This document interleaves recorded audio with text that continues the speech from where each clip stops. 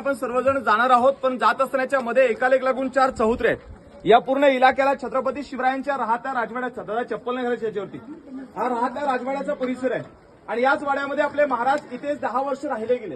त्यातला सर्वात पहिला प्रशस्त राहता वाडा होता तो इथे पूर्ण 2 मजली उंच आणि पूर्ण वाडा एका लाकडी छपराचा आहे। आणि याच वाड्यामध्ये आपले महाराज इथे 10 वर्ष वास्तव्याला राहिले, 71 ते 80। साहेब, या 10 वर्षाच्या कालावधीमध्ये या रायगडाच्या बद्री असे काही 2 दिवस पडले ना, एक आनंदाचा सुद्धा आणि एक दुःखाचा सुद्धा होता। साहेब, आनंदाचा दिवस म्हणजे 6 जून 1674 आपल्या महान राजाचा राज्याभिषेक सोहळा या रायगडाने कसा अनुभवला असल्याची कल्पना सुद्धा करू शकत नाही। पण साहेब, जो दिवस, जो क्षण या रायगडाच्या बद्री पडायला नको होता तो सुद्धा पडला गेला।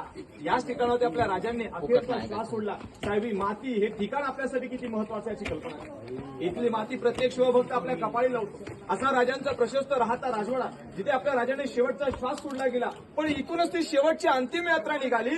समोर एक 1.5 किलोमीटर अंतरावरती मंदिर आहे का जगदीश्वराचं, त्याच्या मागे बघा शंकू आकाराचं व्हाईट कलरचं गोल घुमट आहे आपल्या महाराजांची समाधी।